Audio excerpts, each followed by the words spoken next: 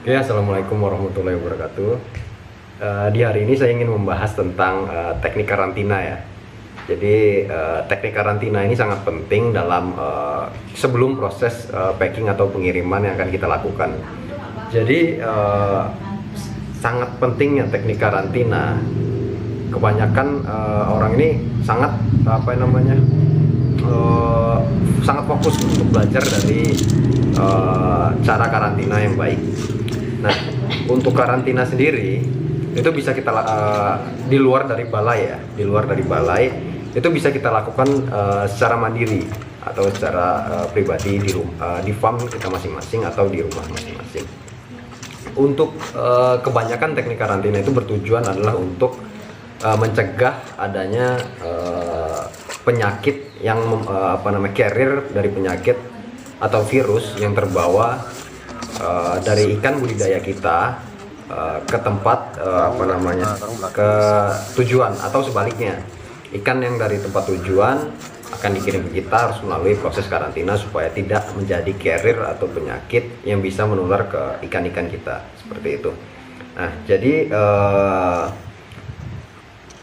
karantina itu sangat salah satu yang sangat vital dalam proses pengiriman ikan. Biasanya sih kalau untuk di balai atau di balai karantina, kita untuk mengurus surat surat misalkan kita akan mengirim ikan luar pulau atau misalkan luar pulau atau luar dari kita mau ekspor misalkan. Nah, itu untuk teknik karantina itu bisa dilakukan biasanya ada tempat tersendiri ya. Misalkan di sini tempat untuk menyediakan, farm ini menyediakan untuk karantina, dia menyediakan untuk biaya karantina segala macam, dia menyediakan sendiri. Bisa juga ada beberapa balai karantina yang melakukan karantina sendiri. Tapi kalau untuk saya biasa kirim ke luar pulau. Untuk karantinanya biasanya kita lakukan di farm sendiri, di farm saya sendiri. Baru kita bawa sampel ke balai karantina bandara atau balai karantina pusatnya lah. Baru setelah lolos uji lab segala macam, pengecekan ikan, baru ikan kita bisa dikirim. Nah, untuk teknik karantina pribadi di rumah atau di farm itu bisa kita lakukan dengan menyiapkan dulu medianya. Jadi medianya seperti bak karantina yang sudah diisi air, yang sudah steril, dari persiapan alat-alatnya, dari segala macam sampai aerasinya sudah steril sekali.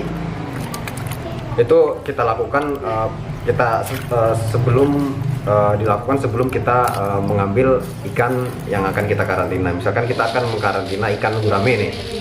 Nah, jadi setelah ikan gurame itu dari bak pendederan atau bak pembesaran, aku mau topik aja.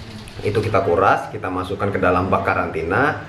Kita biarkan selama kurang lebih 20-48 jam, tergantung jarak tempuh ya. Kalau bisa sekompleks mungkin lah. Jadi tujuan dari karantina itu salah satunya adalah untuk memuasakan si ikan. Jadi supaya kita menghindari terjadinya pembuangan feses atau kotoran atau amonia yang terjadi pada dalam perjalanan. Jadi kalau misalkan ikan itu membuang feses pada perjalanan, itu akan menyebabkan keracunan pada si ikan saat dalam proses perjalanan. Misalkan kita nggak ngelakuin proses karantina, langsung kita masukin box, kita taruh es segala macam, tapi nggak kita karantina, ikan itu akan melakukan proses metabolisme yang dan akan mengeluarkan feses, dan feses itulah yang membuat ikan yang akan kita kirimkan menjadi mati atau keracunan, seperti itu. Jadi alangkah lebih baiknya kita lakukan karantina untuk menghindari dari kematian atau keracunan ikan pada perjalanan, dan juga menghindari dari penyakit. Kita uji di lab segala macam, ada nggak nih penyakit atau carrier yang terbawa dari ikan itu. Jadi lebih aman lah kalau misalkan mau masuk ke farm, seperti itu. Dan juga tujuan karantina juga untuk menyesuaikan. Jadi misalkan kita ada ikan datang nih, kita ada kiriman ikan dari luar pulau atau kita impor, misalkan impor ikan apa aja, misalkan kita impor ikan koi dari Jepang atau gimana, masuklah ke Indonesia. Biasanya itu banyak ya, banyak melewati proses karantina segala macam. Nah, kita juga harus melakukan karantina di farm kita karantina, kita siapkan bak untuk tujuannya untuk menyesuaikan dari kualitas air yang ada pada farm kita, seperti pH-nya, suhunya, segala macam kita sesuaikan, supaya ikan itu dapat beradaptasi lah, intinya beradaptasi pada air atau seluruh parameter kualitas air yang ada pada farm kita, seperti itu. Dan lingkungannya juga sih, itu sangat penting. Jadi ikan itu akan nyaman dan tidak ada trouble ya. Mungkin untuk dari karantina itu saja sih. Mungkin kalau untuk akses dari biasanya kan banyak tuh pertanyaan, gimana sih cara mendapatkan akses atau akun untuk kita kirim karantina, karena banyak dari breeder atau pemijah itu kesulitan untuk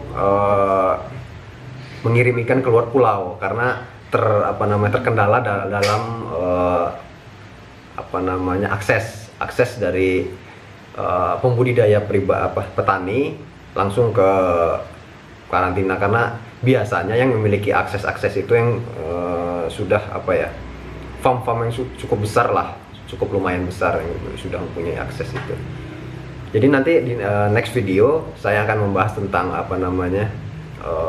cara membuat akun atau akses ke balai karantina ikan, seperti itu. Mungkin itu saja yang bisa saya sampaikan, kurang lebihnya saya mohon maaf. Terima kasih. Lanjut di video selanjutnya. Assalamualaikum warahmatullahi wabarakatuh.